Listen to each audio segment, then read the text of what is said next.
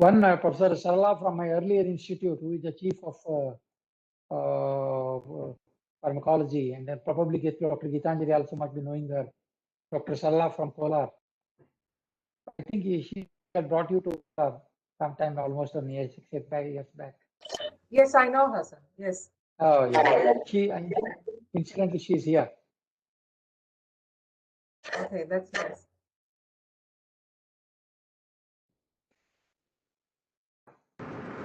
Good afternoon, sir, and good afternoon, Gitanjali, ma'am. Good afternoon. Good afternoon, sir. Good afternoon, ma'am. I don't see your video.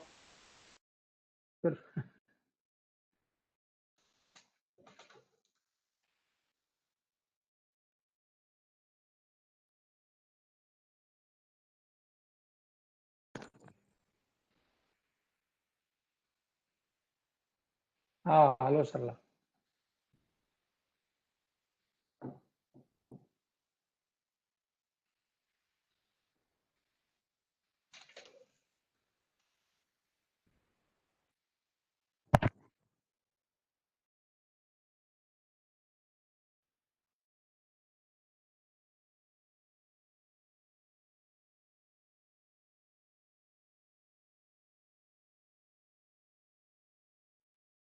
Okay. Good afternoon, friends.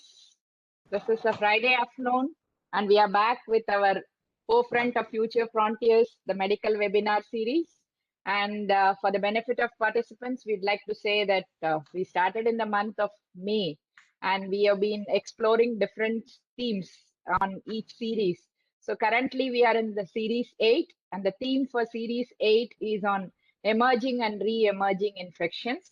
And today we have episode number 38. That is what Dr. Kathleen is going to speak. And she is going to, today we have a very interesting talk. We have with us Dr. Kathleen Holloway. She is going to talk to us about how to contain antimicrobial resistance and promote rational use of antibiotics, especially in the COVID-19 world. So that is the talk for us today. And before we start, I would request our Dean, Dr. Kotur, to welcome the speaker. Over to you, sir. Yeah. Good afternoon to all the participants. My special welcome to Dr. Kathleen, Gitanjali, and Professor Bhatt, and my other colleagues, Mahalakshmi, and Medical Superintendent, and all the participants. Yes, we are in the, this is 37th episode. And, just Professor Gitanjali has already shared the platform on this. And just for the information of Dr. Kathleen, the platform has been shared by eminent scholars, academicians, scientists, educationists all across the globe from all the continents. They have shared the platform. And this we started in the time of COVID, when we're all confined to these four walls, feeling claustrophobic and nauseating. That time we humbly started this program, and to cater to the needs of our all medical fraternity. Then in no time we earned a credibility, as is evident by about our the data, which is nearing 10,000 people now. Many a times, our attendance has been gone up to even 700 to 900 for each of the episode. That's, and on behalf of our management, on behalf of our university, on behalf of our Honorable Chancellor, indeed I'm privileged to welcome Dr. Kathleen from Sussex, UK, to be amongst us, for sparing her precious time for this wonderful noble cause. One or two thoughts on this today's topic. Already Mahalakshmi said that it's very important one. Antimicrobial resistance has been an important one ever since, of course, WHO also identified as one of the important 10 public health threats facing the humanity. And this gained more significance when we stuck with the COVID pandemic across the globe, wherein we're all disturbed, destroyed, or all kinds of things happened. And it got an increased significance, we all know, because, in there being no clear-cut any guide marker or anything, whether a viral infection or bacterial infection, especially in our countries, the developing countries, the usage of antibiotic has multiplied and has increased. And one of the main reasons for antimicrobial resistance is overuse or superuse of these antibiotics. And at the same time, some good thing also happens that your use of the antibiotic will cause the spread of the microbials across. So that also, in a way, it's a bifold activity, one opposing each other. This is where we stand. I was just now informing our esteemed speaker that in India we're all scot-free, living almost a near normal life. Normal life, what is was before, that kind of a thing. Of course, there is a fear always in the back of the mind of each and every citizen, even the administrators, even the politicians, even the leaders, that by looking at the papers, what is happening across the globe and all, whether some that African strain is coming or UK strain is coming, these kind of things are also haunting our minds. But anyway, one good thing that has happened is, good population of India is using these masks, this hand sanitation. That's why I say that it is a kind of a blessing in disguise what COVID has given. Because the level of personal hygiene and all, we are not say bad. We never used to give much importance for that. Now everybody, however literate or illiterate he is, has been following these norms. That is the gift the COVID, the pandemic has given to our country. I can see this way because there is no alternative. With these some thoughts which are coming randomly to my mind, I once again welcome Dr. Kathleen to share her experiences. Thank you one and all again. Over to you, Mahalakshmi. Thank you, sir. Let me introduce the speaker to the audience. Right.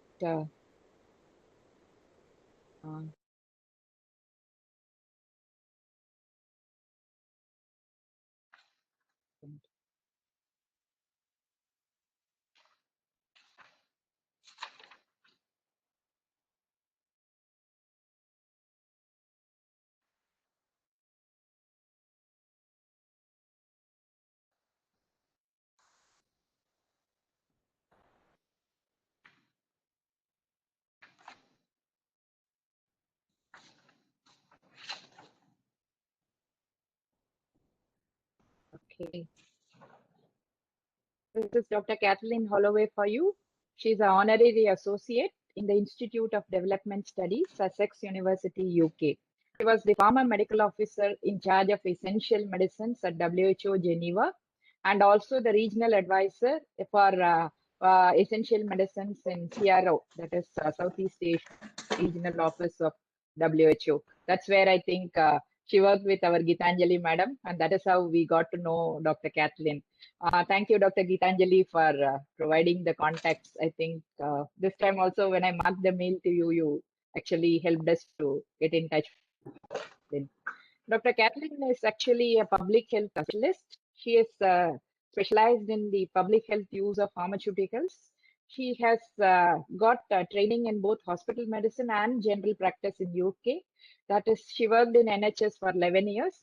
And she's got the unique distinction of being a member of both the Royal College of Physicians as well as the Royal College of General Practitioners. And she has got a master's in public health and a PhD on impact of user fees on prescribing quality in Nepal.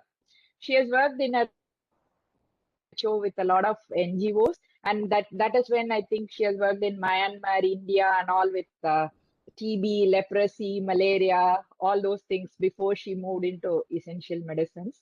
And her main specialization is in the management of pharmaceuticals in the middle and low income countries, especially with regard to what are the trends in the use of medicines, what is the impact of health system strategies, policies, and infrastructure on the quality of medicines, and how we use the antibiotics, how to develop an integrated health system approach. It needs to be both practical and affordable, given that the focus is on middle and low income countries, and how we can improve the management of medications at country level. I think this is a tall order for anybody to follow or do. So this is what Dr. Kathleen has been doing, I think, in her entire service with the WHO as well as in the CRO office. And she is going to share some of these on how to contain antimicrobial resistance and how to promote the rational use of drugs and especially antimicrobials. And with the current slant of how the COVID situation. So this is going to be the talk, and I'm really looking forward to Madam sharing her experiences with regard to how she has planned the WHO medications and essential medicines.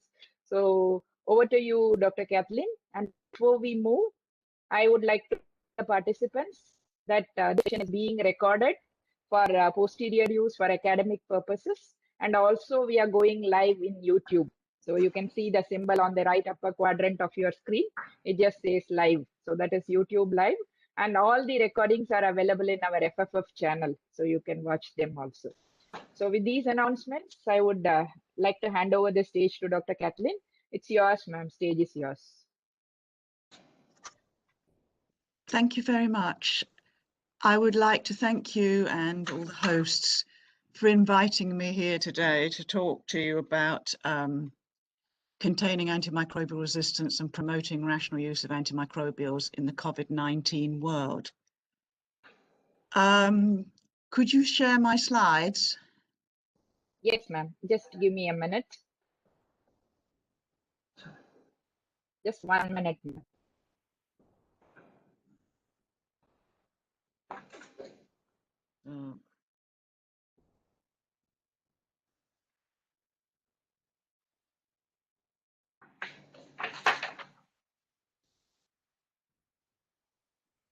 Yeah.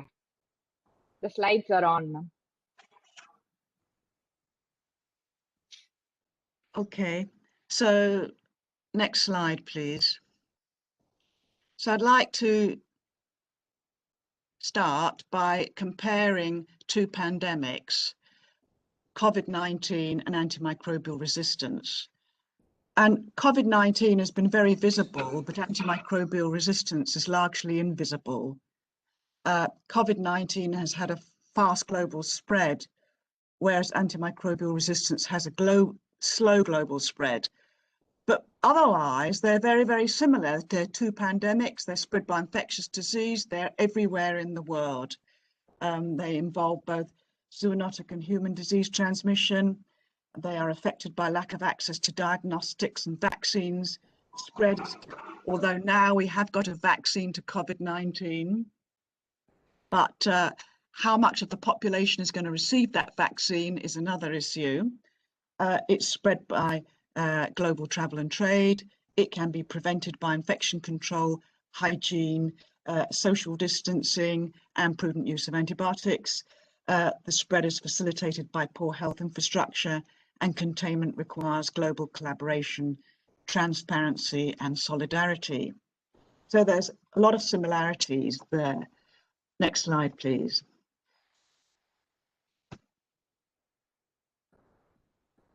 Next slide.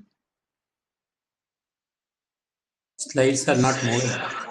Yeah, well, it has moved now. Thank you. So WHO has a global action plan on antimicrobial resistance, which was endorsed at the World Health Assembly in 2015, and again at the UN General Assembly in 2016, and it aims to ensure prevention and treatment of infectious diseases with safe and effective medicines. And WHO has been supporting countries to develop national action plans.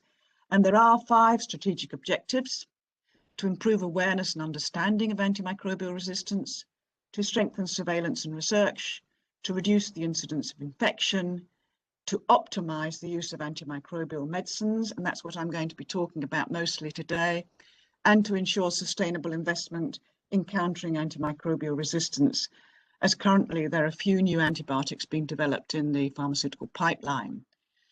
Next slide, please. So first question, I was asked to introduce some questions for people to poll. How many people, and so I thought we'd have an update on safe water and sanitation. How many people globally do not have basic sanitation facilities? How many people globally use drinking water contaminated with feces? And what proportion of health facilities globally lack water and soap for hand washing? I haven't seen anybody answering this in the chat, but maybe by the time we get to questions 2, 3, and 4, there'll be more polling going on. But anyway, if we go on to the next slide, I will show you. The question answers can be put in the chat box.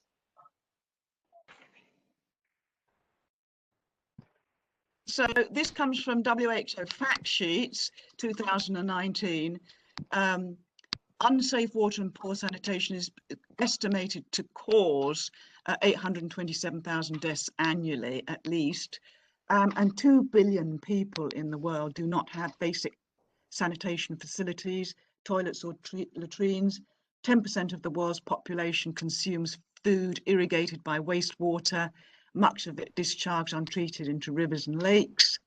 There, of course, is a link to waterborne diseases, cholera, diarrhea, etc., listed there.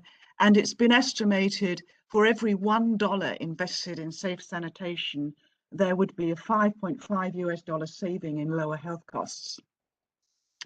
With regard to safe water, it's estimated that 2 billion people use a drinking water source contaminated with feces, and WHO, ever since 1958, has been producing guidelines for safe drinking water, which includes 43 microbiological parameters. And unfortunately, we're still not following these guidelines. And then in health facilities, it's estimated that 26% of health facilities lack safe drinking water, 21% adequate sanitation, and 43% lack water and soap for hand washing. So this was from the WASH report in 2019. So that's a little update on where we need to go for good sanitation and hygiene, which would affect antimicrobial resistance and COVID. Next slide, please.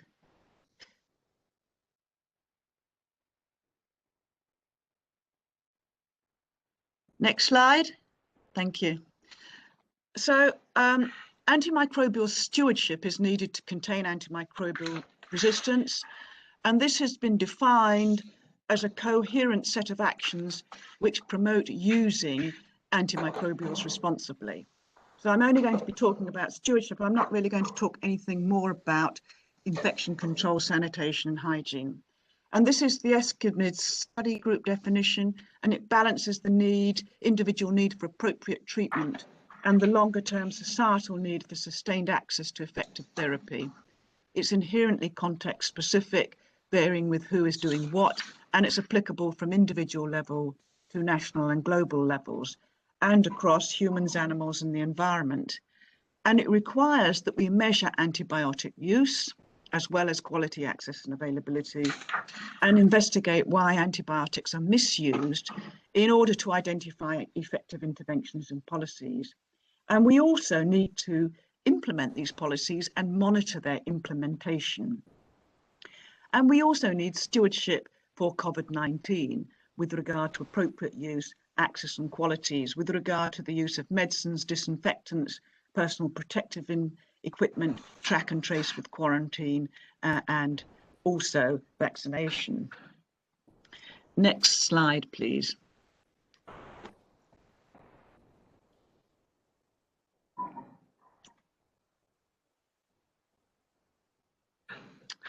So WHO has classified antibiotics into the AWARE classification, that is access, watch and reserve. And now all the medicines on the essential drug list are classified by this.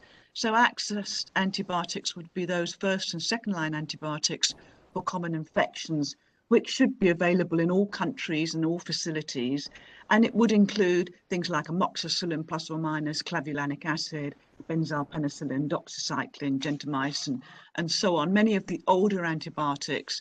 And they recommend that 60% of national antibiotic consumption should be from this group. And then watch antibiotics would have a higher resistance potential and should be prescribed only for specific conditions. And it would include things like cefixime, ceftriaxone, ciprofloxacin, azithromycin, vancomycin, meropenem.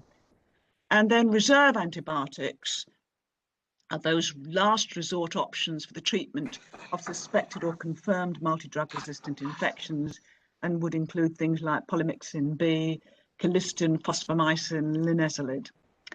And it's watch and reserve antibiotics that should be particularly targeted by antibiotic stewardship programs. So next slide, please.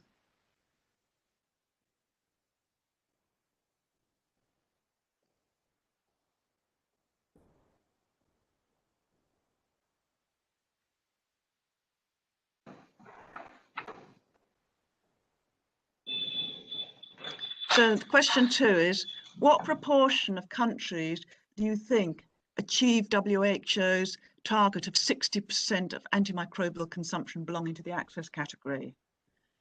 And do you think that the proportion of countries achieving this target on access antimicrobial consumption increased or decreased during 2000 to 2015? And nobody seems to be answering Zero. my questions. Zero. Okay, well, that's a pretty good answer. There is actually a recent article in Lancet Infectious Diseases, January 2021, where they used IMS data from the pharmaceutical industry to estimate this. And they found that in 2015, from 76 countries, 60%, only 55% of countries, about half of them, achieved this target. And that included high-income countries as well as low-income countries. And actually, this was higher in 2000. 76% of countries achieved this target in 2000, so it's not getting better. Now, this will mostly be, so we've got a lot of work to do. Now, this is a, can you go back one slide?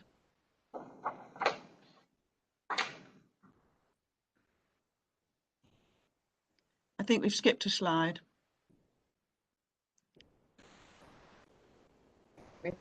Yeah.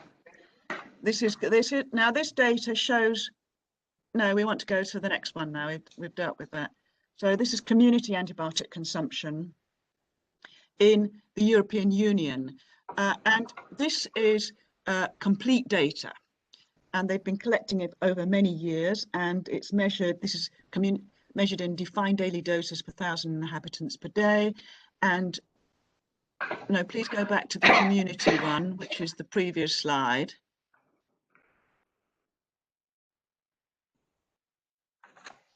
And you can see that on the y-axis, there are all the countries listed. And you can see that Netherlands is consuming about 1/3 as much as Cyprus, which is the highest consumer.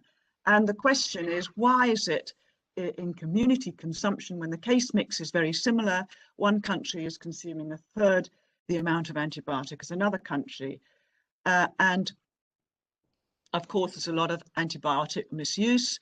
And there hasn't been overall change between the years 2013 to 17 in Europe, although there were significant decreases in Scandinavia, UK, Germany, Italy. Next slide, please. Now, this is hospital antibiotic consumption. And once again, you can see Netherlands is the lowest consumer, and this time Malta and UK are the highest consumers.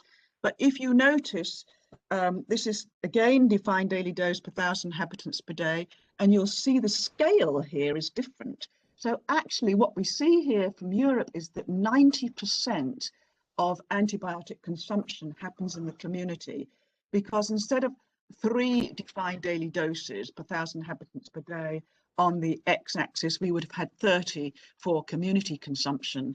So I put this in to show that really we have to concentrate on the community if we are really going to change antimicrobial resistance, because most antibiotic consumption goes on in there. The other thing to say about hospital antibiotic consumption is you cannot make the same judgments between benchmarking of countries, because the case mix in hospitals is quite different in different countries. It depends on your policies of who is going to be an inpatient or not. So next slide, please.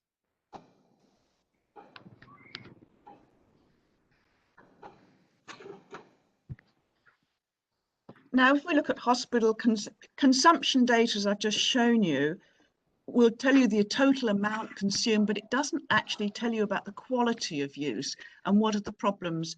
So here is a study on global hospital inpatient point prevalence. That survey was done in 2017, and you can find this online. 100,000 patients from more than 6,000 wards in 351 hospitals in 51 countries. Sorry, can we go back to that previous slide? And the most prescribed antibiotics were ceftriaxone, coamoxiclav, piperacillin, and so on. But if we look at treatment quality, we see that the reason for prescription was recorded in the notes in 72% of cases. There was a stop review date recorded in the notes in 34% of cases. Treatment according to guidelines, treatment was done with no guidelines available in 23% of cases. Treatment was according to guidelines in 74% of cases. Patients receiving prolonged antibiotic surgical prophylaxis occurred in 69% of cases. Patients receiving targeted systemic antibiotic treatment only was only in 22% of cases, and receiving treatment for multi-drug resistant infections was 17 to 16% of cases. So here we see from a global perspective that there's a lot of improvement to be done in hospital use of antibiotics. Thank you. Next slide, please.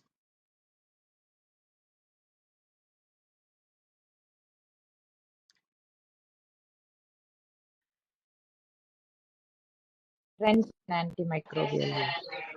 Yeah, trends in antimicrobial use over time. Now, this data comes from the WHO database on drug use in low and middle income countries. And here we've got some, and of course, it's very difficult to get consumption data in the community in low and middle income countries.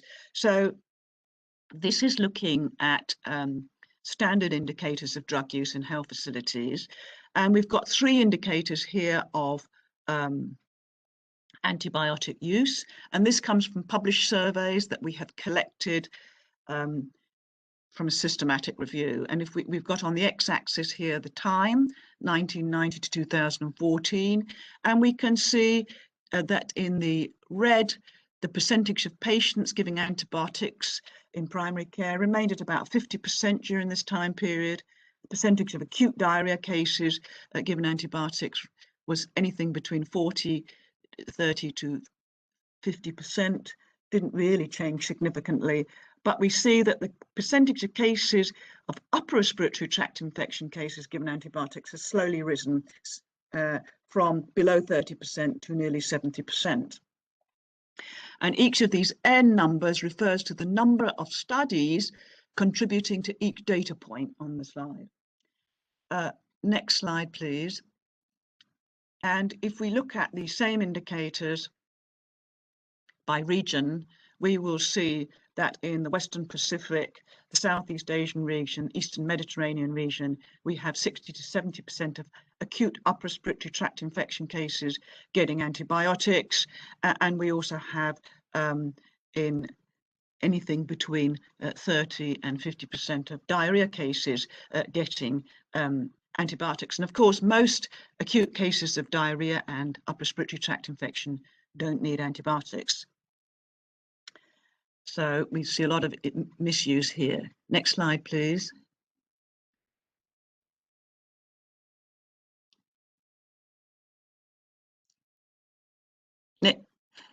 So we have a lot of misuse, and why are antibiotics overused? So here are some staff views from Southeast Asia during the period 2010 to 15, and I've just included a few quotes here, and you can find this in the BMJ. A pharmacy technician in Timor-Leste: "We have a lot of soon to expire erythromycin, so we are pushing it to the dispensary and we will finish it in a few days." Issues of drug supply. A doctor in Sri Lanka: "According to SDG, standard treatment guidelines, for fever, coughs and colds, we should give paracetamol and/or chlorpheniramine for a few days and only give antibiotics if there is no response.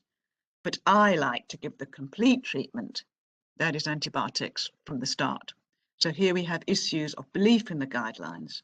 A medical officer in India: "We have to give antibiotics like azithromycin and cefixime because the patients have already been prescribed the simpler antibiotics by unqualified practitioners." And it's quite true that I saw unqualified practitioners using ceftriaxone in their clinics, not even simple antibiotics. A doctor in Bangladesh: "How can I make a proper diagnosis in 1 minute?" a doctor having to see 200 patients in 4 to 5 hours. A peon, that is an untrained assistant in a sub-health post in Nepal. When Dr. Saab, that is a 2-year trained paramedic, is not here, I do dressings and give out cetamol. For young children, I give Cotrim, that is cotrimoxazole. So here we see issues of human resources and training impacting on antibiotic use in Bangladesh, workload, what's going on in the private sector in India, belief in guidelines, drug supply. So there are many health system reasons why we are misusing antibiotics. Next slide, please.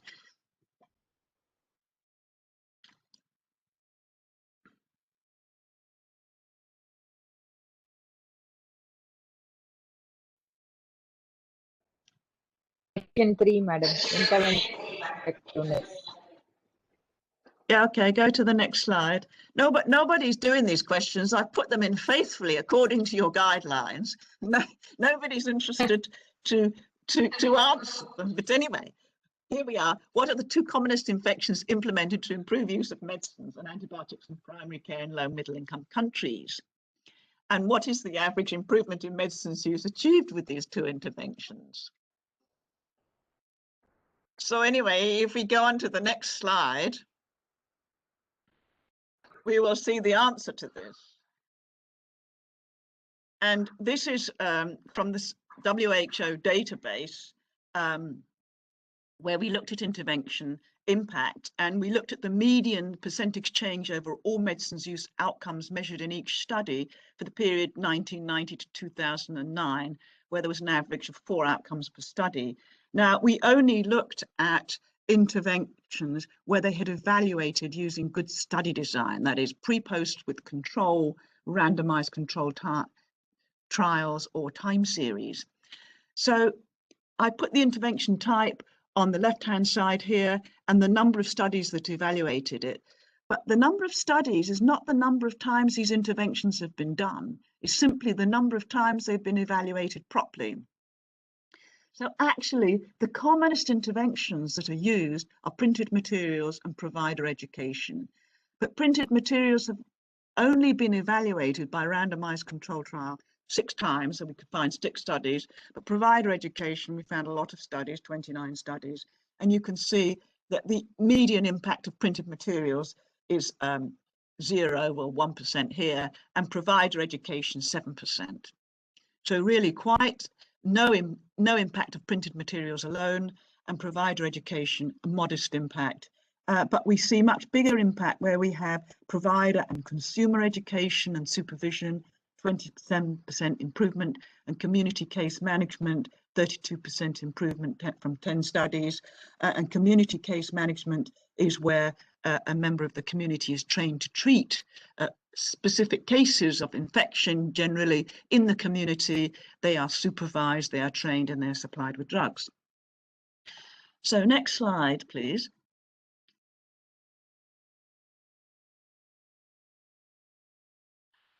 And if we look at Cochrane reviews of effective practice and health systems between the period 1999 to 2019, we find 36 of 185 reviews, mostly from high-income countries, on the impact of policies and interventions on rational use of medicines, RUM, and they show similar findings, including short duration of effect if interventions are not sustained. So next slide.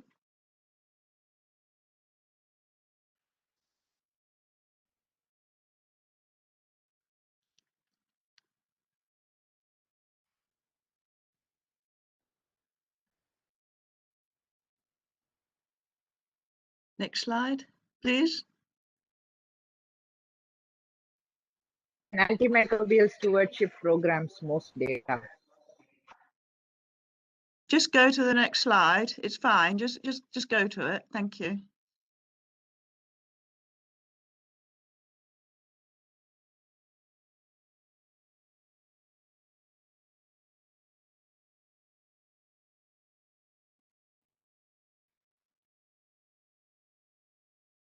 Yeah.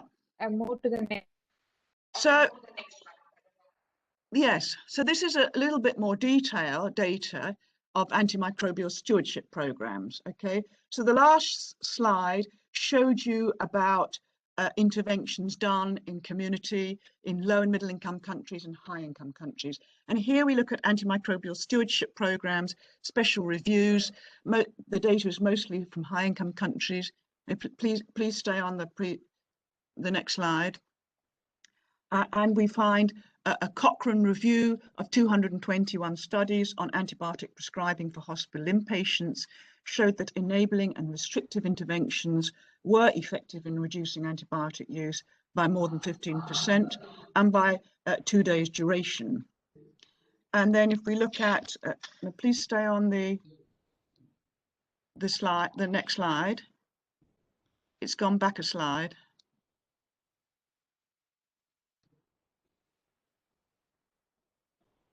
Can we go to the next slide?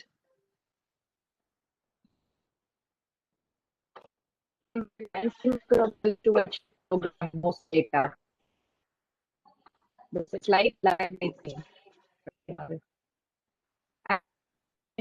To improve antibiotic prescribing for hospital inpatients, a Cochrane review in 2017. I'm not on the right slide on my slide. We should be on the next slide. Can you make it go to the next slide? Thank you. It's already gone, ma'am. In the next slide. Not on my screen, it's not up. See.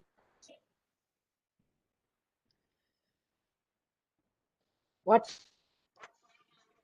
the participants' answer?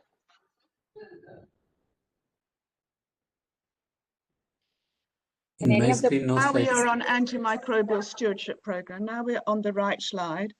So, and the Cochrane review of hospital inpatients antibiotic use stewardship program showed that you could improve antibiotic use, reduce antibiotic use by more than 15% and by 2 days duration without increasing mortality. Then a Cochrane review in 2005 on ambulatory care use showed that intervention effectiveness is dependent on prescribing behavior and barriers to change in the particular community. So effectiveness is certain with interactive educational meetings, delayed prescription for antibiotics, and multifaceted interventions combining prescriber, public and patient education. But it is uncertain with printed materials alone, audit and feedback alone, educational outreach and physician reminders. And then the value of hospital antimicrobial stewardship from 146 studies showed the average cost savings of $732 per patient in the US and a similar amount in the EU, mainly due to reduced length of stay. So there's 3 studies showing in more detail how stewardship programs can be effective. So next slide, please.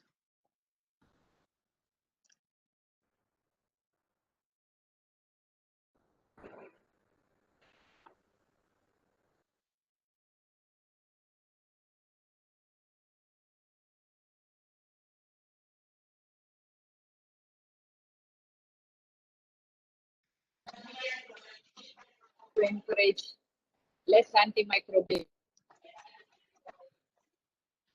Yeah, policies to, so this is question 4. This is the last question now. What proportion of countries globally have a government unit dedicated to monitoring use and promoting rational use of medicines and antibiotics? What are the 2 most important national policies you think countries should be implementing to reduce antibiotic misuse? Any callers for this? Has India got a specific government unit dedicated to monitoring use and promoting rational use of medicines and antibiotics?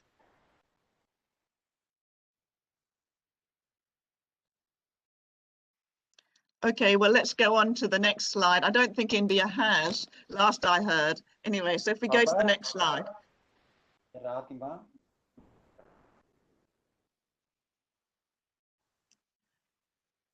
So if we go to the next slide, please, thank you.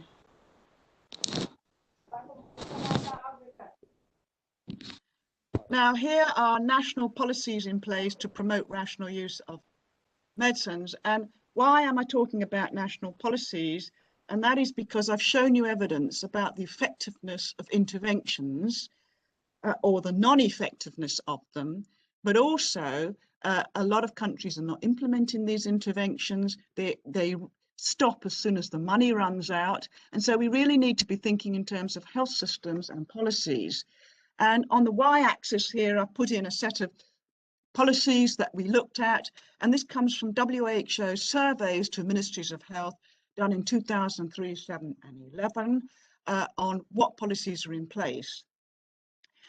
And you can see that for most policies, only about 50% of countries said they were implementing them. That means 50% of countries said they weren't implementing them. And of those countries that said that they were implementing them, we have nothing, no information about how well they were implementing them. So we've got things here like, do you do regular drug use audit? Do you have a national strategy to contain antimicrobial resistance? Are antibiotics not available over the counter? Have you been educating your public? Do you have hospital DTCs, drug and therapeutic committees? Do you have a drug information centre for prescribers? Is there obligatory continuing medical education for doctors? Are your medical students trained on standard treatment guidelines? Have you updated those guidelines? And do you have a government unit for rational use of medicines, quality use of medicines? And we can see the question relates to the last point here.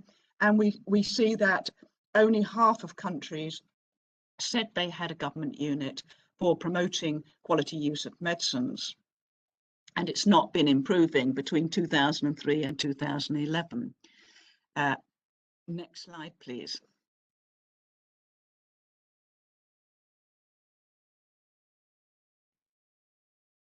Now, I've shown you data on policy implementation and antibiotic use. Policy implementation came from the surveys by WHO to ministries of health, and the drug use information came from a database of published surveys from low and middle income countries.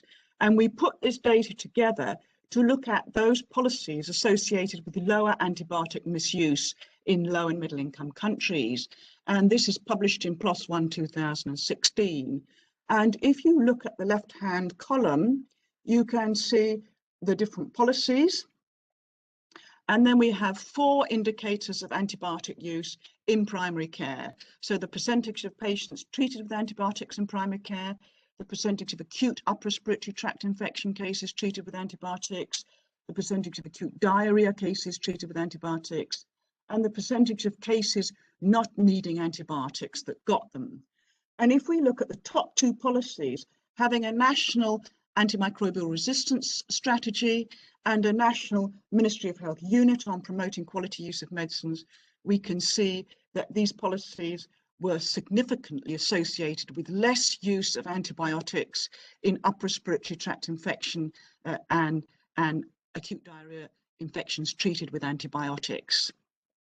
We can also see that most of these interventions, undergraduate training on guidelines, public education, updated formulary, dispensing drugs free at the point of care, disallowing prescriber income from medicine sales, disallowing antibiotics to be available over the counter, drug promoting, regulating your drug promotion, having hospital and drug and therapeutic committees, and having a drug information centre were generally associated with less antibiotic use if you had these policies than if you did not have these policies. And some of these were significant. Where there's a star, that's a significant association. And if we go to the next slide. Thank you. Here we are looking at, for those policies, we are looking at on the y-axis, the percentage of upper respiratory tract infection cases that got an antibiotic, and on the x-axis, the number of policies that a country was implementing. And each of these dots is a country. And we can see that the more policies you implement, of those ones that are associated with the less use, the less use you have. And this is quite a significant difference. So you have countries like Congo, Nigeria, Mali, Senegal, implementing few policies, and where you have 80 to 100% of upper respiratory tract infection cases getting antibiotics. And then the other side, you have countries like Oman and Malaysia, Indonesia, where they were implementing more policies and had much lower use of antibiotics in upper respiratory tract infection. Now, so next slide, please. Thank you.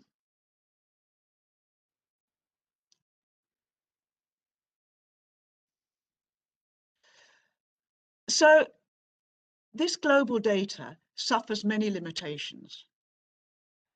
It's good enough to see global trends, but the medicines use data came from often small non-generalizable surveys published in the literature. The policy data was reliant on questionnaires sent to governments by WHO, and some responses may not be accurate, and they don't reflect varying degrees of implementation. So the data is sufficient to show influence of policies on rational use of medicines, but not to benchmark country performance or inform individual countries for specific actions. So for informing countries what to do, you need to get local data for local action. And you need local data. So you need local data on use, policy implementation in the health systems. And currently, there's no standard format for doing this, but we piloted one in Southeast Asia during 2010 to 15. And we undertook 20 two-week country visits to undertake a situation analysis of medicines management. And multidisciplinary government teams collected and analysed the data using a workbook tool, and they presented the findings immediately at a national workshop. And this resulted in recommendations for action and a report published online. And it required a mandate from member states through 2 regional committee resolutions. So next slide, please.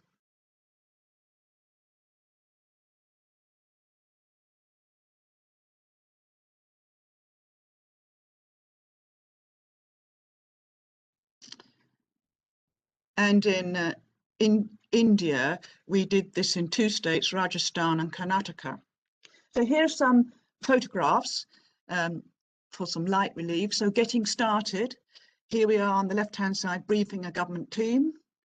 And on the right-hand side, talking to the Department of Health Services, which is the department that coordinates a lot of the other departments that are responsible for different aspects of medicines management. Next slide, please.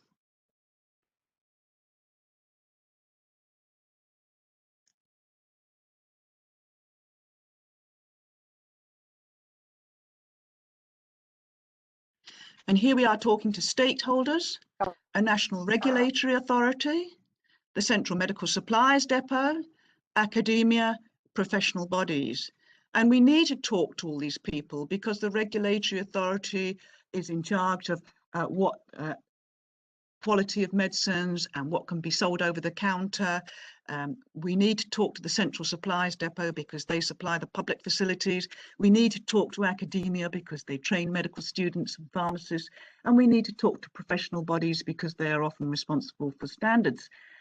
And here we see, I like this top right-hand picture because it shows a stakeholder pointing the finger at me. And this was my job in WHO. It was to mediate during these situation analyses when we visited countries for 2 weeks with government teams. It was to mediate between different stakeholders and to defend the government team from finding uncomfortable truths. And you may say, why did we do this in 2 weeks? Well, it was the maximum amount of time I could be spared from the office, and it was the maximum amount of time that governments could spare team members for the government team. Next slide, please.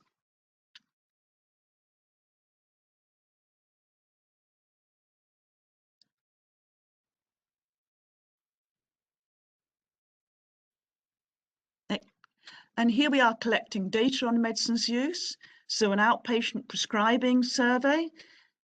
done in the hospital outpatient dispensary or in a primary facility dispensary, a private pharmacy drug use survey.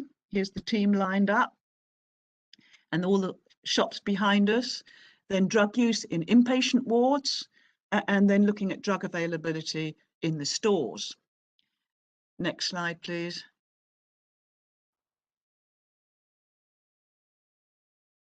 And here we are looking at the national workshop and writing the report. So we prepared with the country teams. The team presented the findings at the national workshop. They had group work to develop recommendations, and then we wrote a report. And the report came out and was published online for partners to read once the Ministry of Health had approved it. And the next slide, please.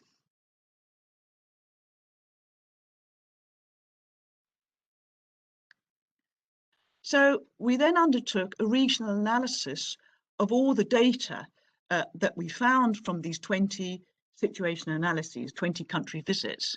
And if we look here, this looks at individual different types of policy in place on the x-axis, and then on the y-axis we have the percentage better or worse use with those policies. And we can see very similar findings to what we found with global data. So we can see that policies associated, and here you can also see the confidence intervals. So if it does not cross the red line, it means it's statistically significant.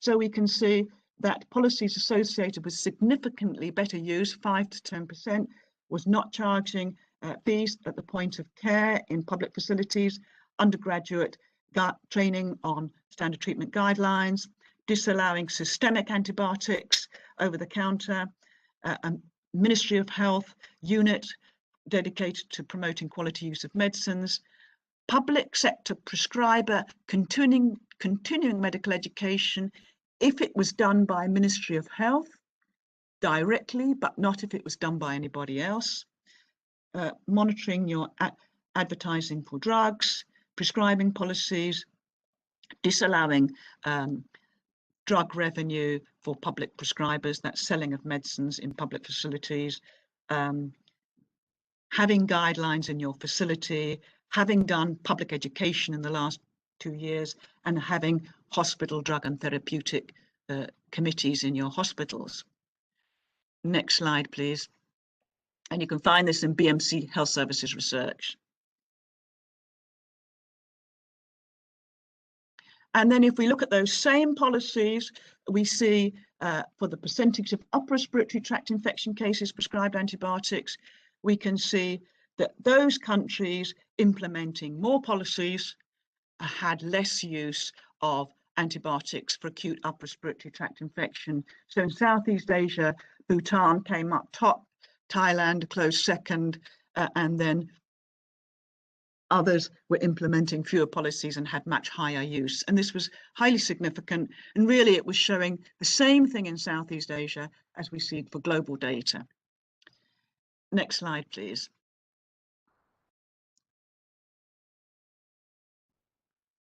So what lessons did we learn from this? Well, irrational use is a multidisciplinary complex problem affected by multiple policies. And there are many stakeholders involved in supply, regulation, fiscal management, human resources, who impact on the use of antibiotics, as well as just people concerned with prescribers, although that's very important. And we found that this new process with a workbook, and we used a workbook tool to, during these 2-week visits to countries, it allowed collection and analysis of data by government staff on drug supply, selection, use, regulation and policy within 2 weeks. And it allowed us to feed back that information immediately to government, and involving government staff enabled them to learn about their own health systems in a holistic manner, identify actions for promoting quality use of medicines, build capacity, increase ownership, and it empowered them to implement change. And we found that snapshot data was enough to identify specific country issues and effective policies to promote quality use of medicines both within the country and in the region. And it was also, relatively speaking, quick and cheap, and it was liked by governments who actually do not want to have big surveys, which are costly and time-consuming and may allow them to be benchmarked against their neighbours. So governments don't like that. They like this cheap and quick method. And we found that the same policies were effective in Southeast Asia as were effective using global data. And we also found that all governments and staff were fearful of the process initially, but we gained trust by using a strict non-blame approach, and it required facilitation, and it also required 2 resolutions, documentation of all findings, and constant follow-up. So it required a lot of work, but we did get quite quick results. Next slide, please.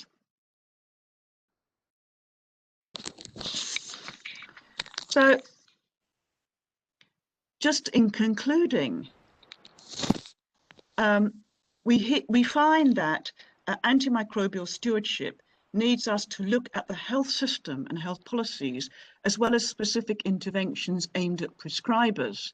And we can, if we understand our health system, we can organise a health system framework and a policy framework which actually encourages better use. And we also see that there are many similarities between containing COVID-19 and containing antimicrobial resistance. And I wonder if the COVID-19 pandemic may actually increase antimicrobial resistance because of increased use of antibiotics to treat respiratory infections and weakened health systems due to less resources being put into health systems due to the economic impact of lockdowns. So strengthening health systems with fewer resources requires using the essential medicines concept. That means having essential medicines lists and clinical guidelines, implementing essential medicines policy to ensure efficient supply and prudent use of medicines, but also of personal protective equipment, diagnostics, and so on. And we need strong public health approaches to infection control, proper use of PPE, testing and contact tracing and quarantining, safe water and hand hygiene, hand washing, social distancing, and vaccination, which I've left. And we need to monitor antimicrobial resistance, but we also need to monitor antibiotic availability, appropriate and inappropriate, antibiotic use, what prescribing incentives and disincentives there are. We need to monitor policy implementation, how many of us really know what policies we're implementing and how well we're implementing them. And we need to monitor infection control practices, vaccination and hygiene practices. So monitoring for COVID-19 also requires monitoring the same things: treatments and outcome, PPE availability, contact tracing, vaccination. So addressing the COVID-19 pandemic properly could result in benefits for containing AMR, but are governments willing to take the necessary steps for containing both these pandemics? I think that's the last slide, isn't it?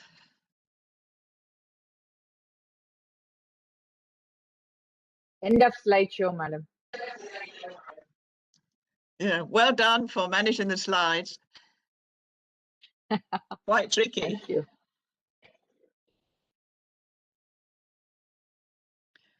So any questions? Maybe we'll get more questions than we had from polling. Okay. Ma'am, I'll start the questions. One is actually this management of medications has become a major area in all the accreditation tools for hospital accreditation and these things. So a lot of guidelines have come and standard treatment protocols have been evolved for management of medications. Have all these things made any difference in the scenario, both in the regional level as well as in the Southeast Asia and global levels? The awareness about accreditation programs and management of medications.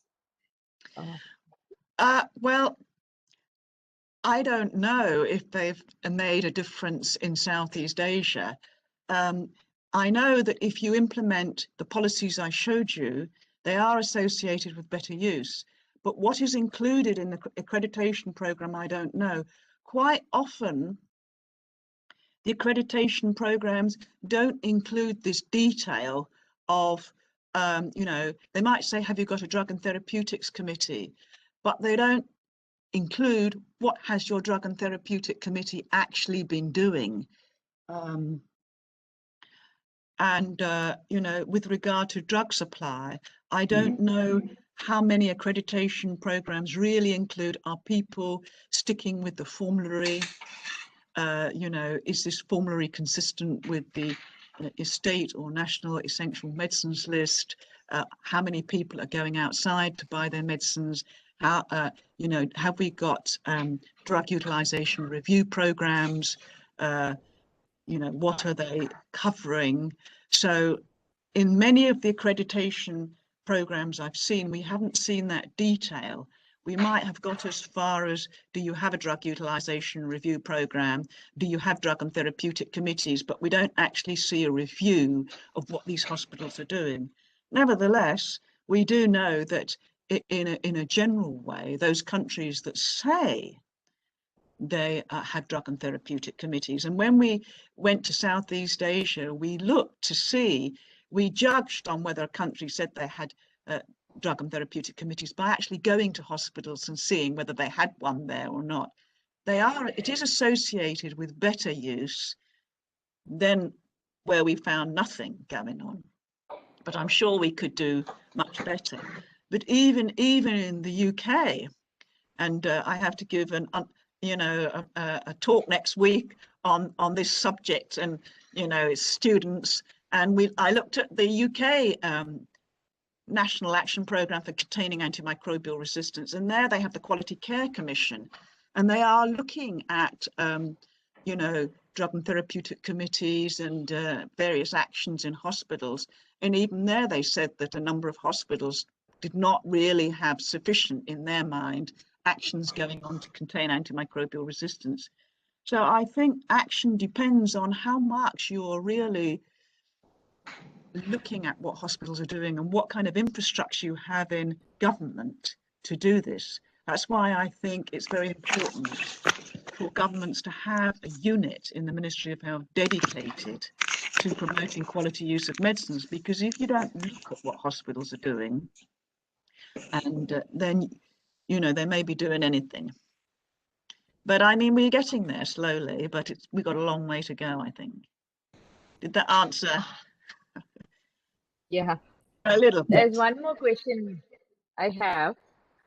The other one is, see, we are talking a lot about how we are using antibiotics in the community, how we are using antibiotics in the hospital, and how this is perpetuating infections.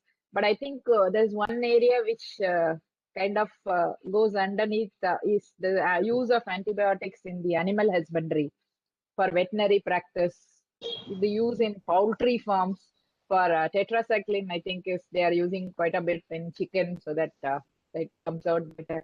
So what kind of policy decisions are there? Because those are things which don't come to surface, but still it perpetuates a lot of resistance. So has any initiative been taken to address the abuse in veterinary practice? Well, veterinary practice is way behind human practice.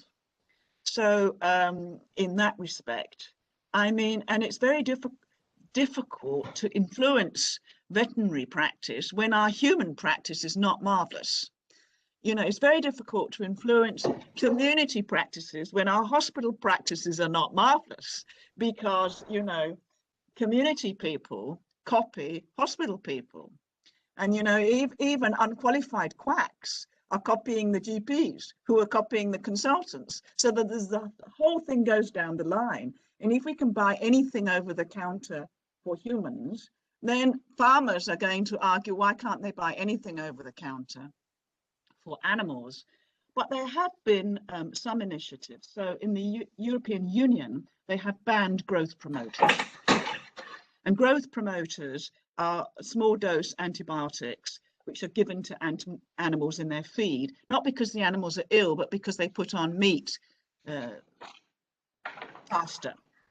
So that has been banned, and I think it has had some impact. And there are various initiatives going on, but we've got a long way to go on that. And you know, yes, everybody who's eating chicken in India is also consuming some antibiotics, not only chickens, in vegetables and fish and fruit. They're spraying stuff. So we've got to stop it. Otherwise, we're going to end up in a pre-antibiotic scenario. Yeah, so there's a lot of things to do.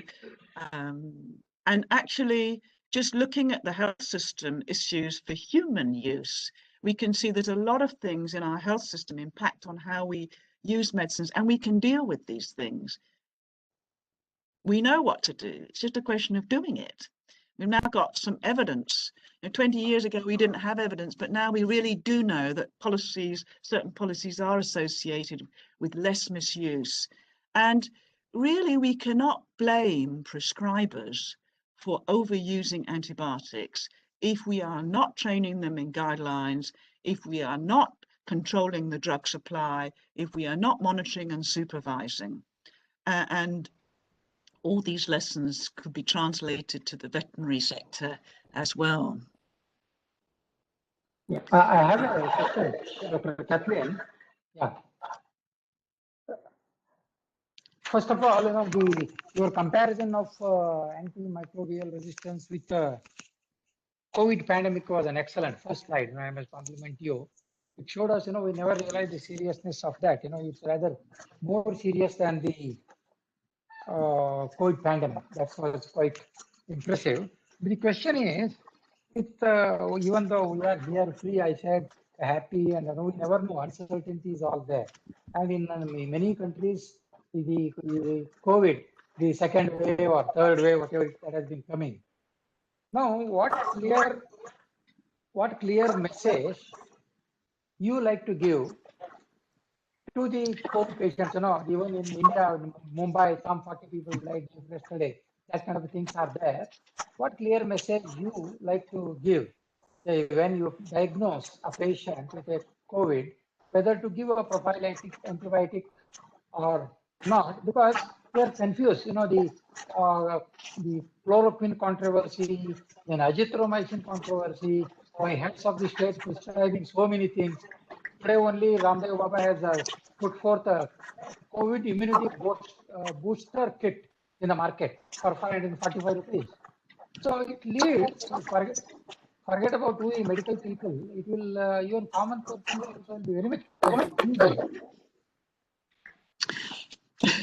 Well, in the UK, antibiotics are not in any guideline for COVID.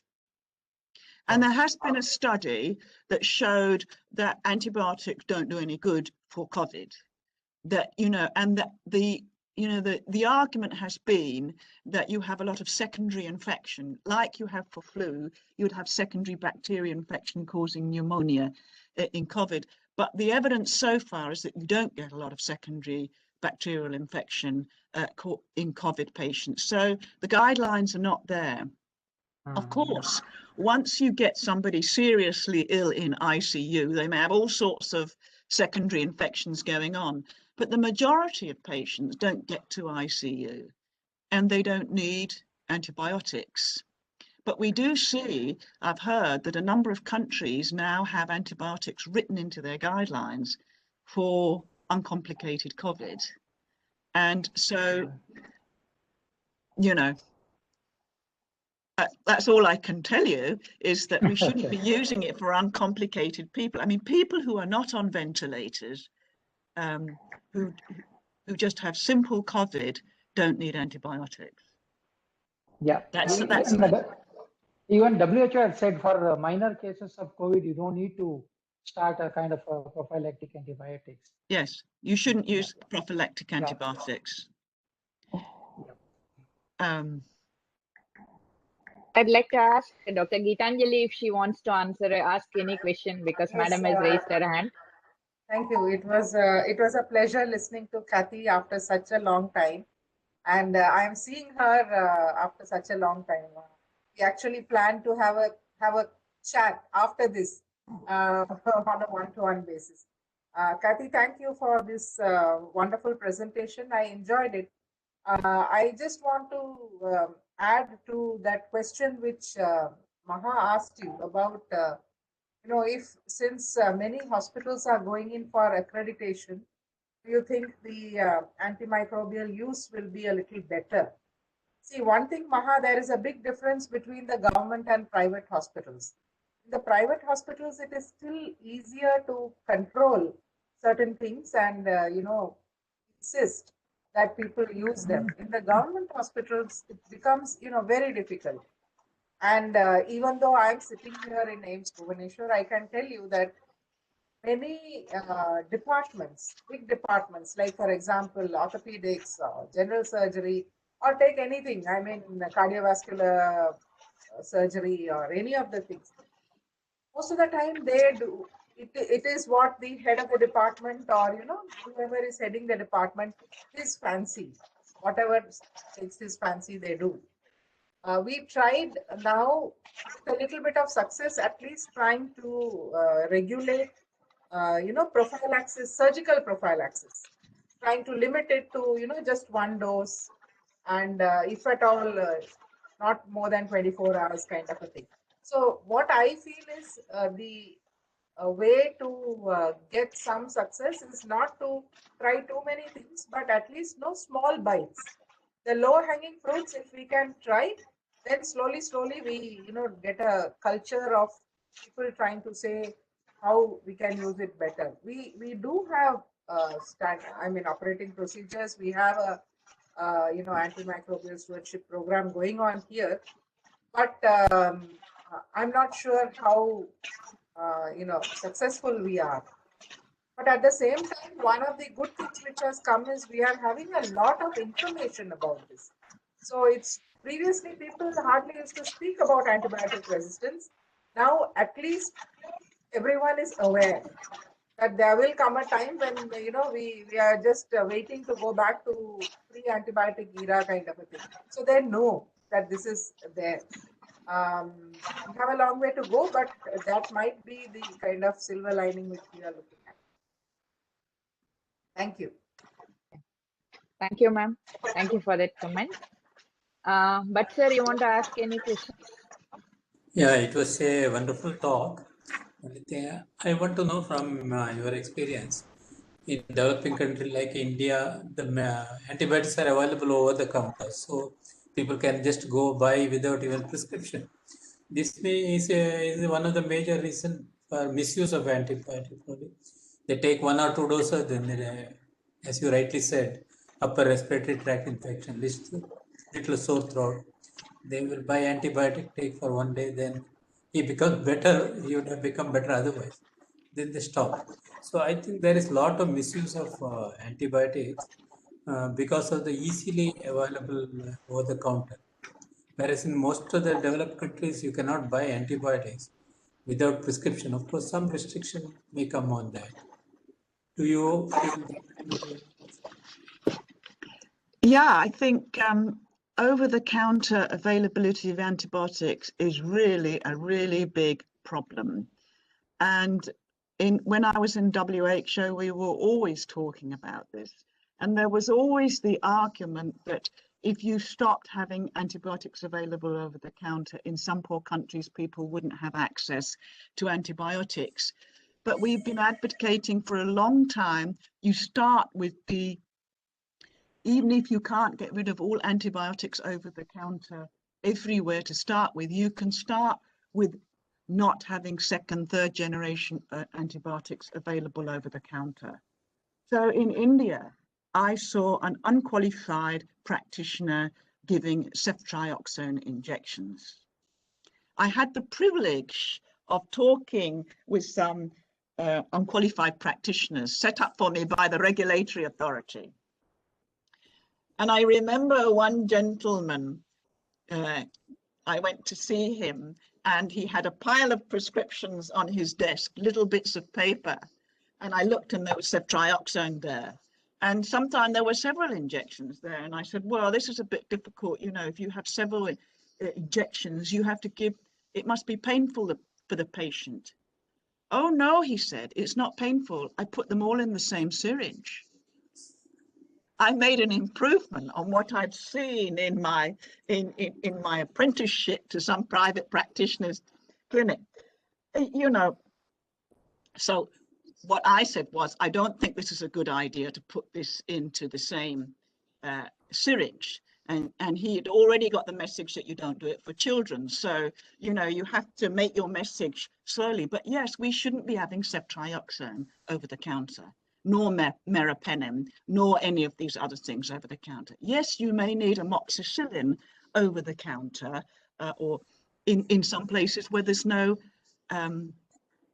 health facilities for local people, or, you know, but you know, I think the COVID pandemic has shown one thing for us all, and that is, if there's a will, there's a way. They produced a vaccination with a lot of work in 1 year. They've done a lot of things because suddenly it became important to people to do it, and they could do it. So why can't we set up basic policies and just do it? You know, there is no country in the world that has narcotics available over the counter. So why can we not ban ceftriaxone, meropenem, and all these other things from over the counter? And if you're caught doing it, you lose your license. There might, you know, if there's a will, there's a way. The problem is there isn't a will. That's the last statement on my slide. Why isn't there a will? Because there's vested interests of, you know, Drug and Chemists Association, pharmaceutical industry, who are, you know, busy selling stuff to these people. And that's why I think we really need to understand our health systems and the incentives and disincentives that are going on, because quite often all our effort is directed to some prescriber and saying, don't use so many antibiotics. But we are not looking at the whole system, and very difficult for private prescriber to resist giving antibiotics if the patient can just buy it next door. So we need to really be having a stepwise approach to stop some of these antibiotics being used. And that would be, you know. Yeah.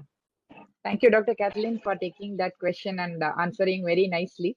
If I were to summarize the entire thing, one is what you said, no? When there is a will, there is a way, and be the change you want to see. Yes, sir? Kathleen, I wanted to say something. You know, I was muted and I didn't see that. See, now the irony is government is giving free vaccination everywhere, but people are not taking. It is quite shocking. See, we are talking of so much, you know, in India, vaccine government is giving free vaccines. The percentage of even health science professionals is hardly 10%.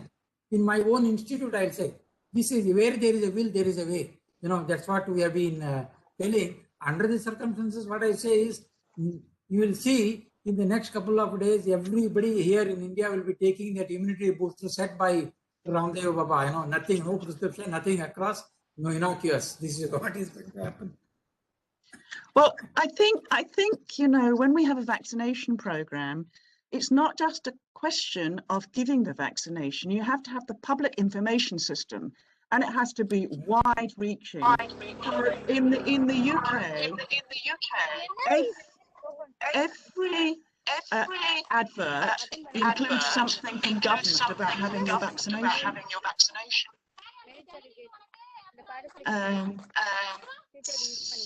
Anyway, so that's it.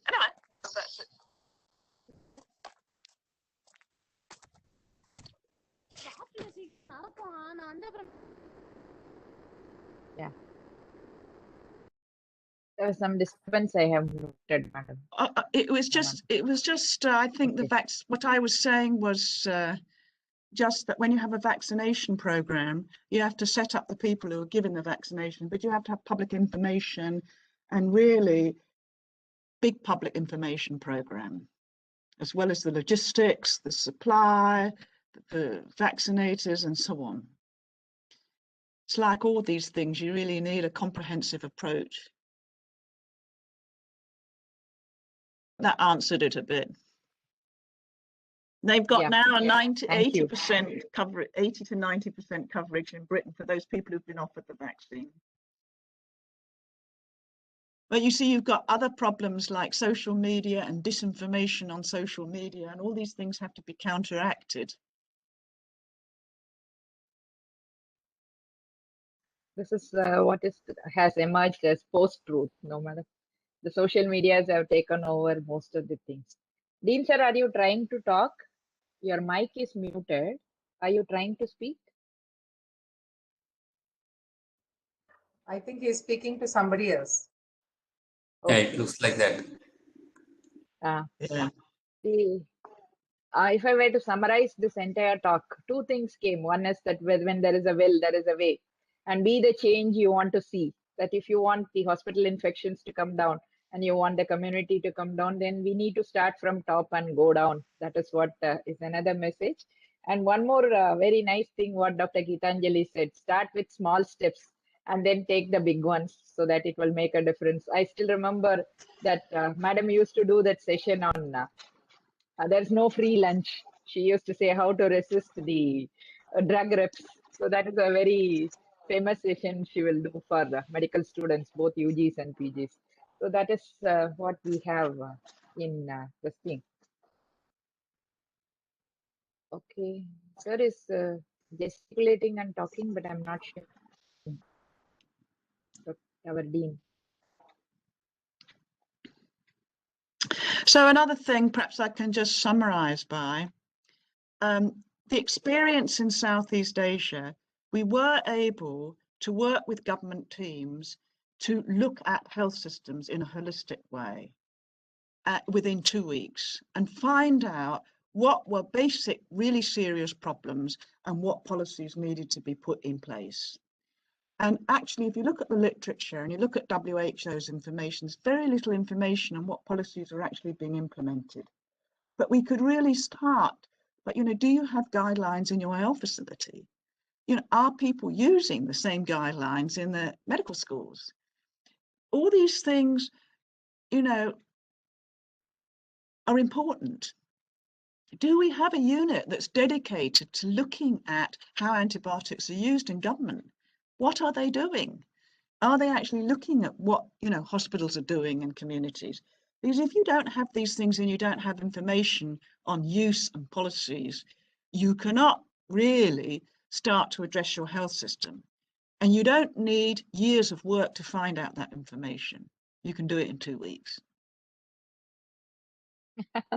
And with a logbook. Yeah. Along with a logbook. Yeah. Okay. You can do it Thank quickly. you very much for that. Yeah, thank you very much for that wonderful session, madam. It was extremely interactive and it was very nice of you to share your experiences, both the hard data as well as the soft data. So we'll remember the quack who was prescribing ceftriaxone for a long time to come. So I think that is what stories do to us, that they make us remember things. So taking things a little far, like how the change starts with us, like as Mohandas Karamchand Gandhi said, be the change we want to see. So there is one Chennai declaration for antimicrobial resistance. The private hospitals in Chennai came together and they have formed a declaration for antimicrobial resistance prevention and also safe use of antibiotics. So Dr. He is talking about what this Chennai declaration is all about and what strategies they have done at once to try microbial resistance across multiple colleges, multiple private hospitals. So that would be the next week's episode. So next Friday, that is on February 26th, we would be having a talk by Dr. Abdul Ghafoor. He's an infectious disease consultant. He's attached to the Apollo Hospitals, Chennai.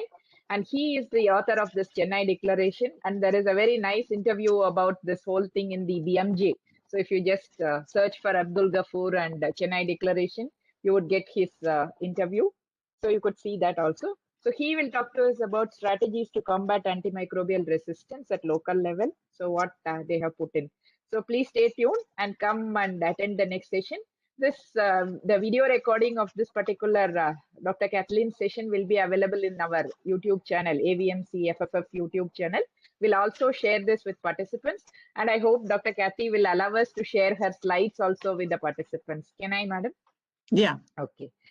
Yeah, thank you very much. So with this note, we will wind up today's session. And as we were all discussing, please take the vaccines. They seem to be safe, and please stay safe till we meet you again next Friday. Bye-bye. Thank you very much. Good day, ma'am. Okay. Thank you for Bye. the Thank nice. you. Bye-bye. Bye-bye. Bye. Thank you. Bye.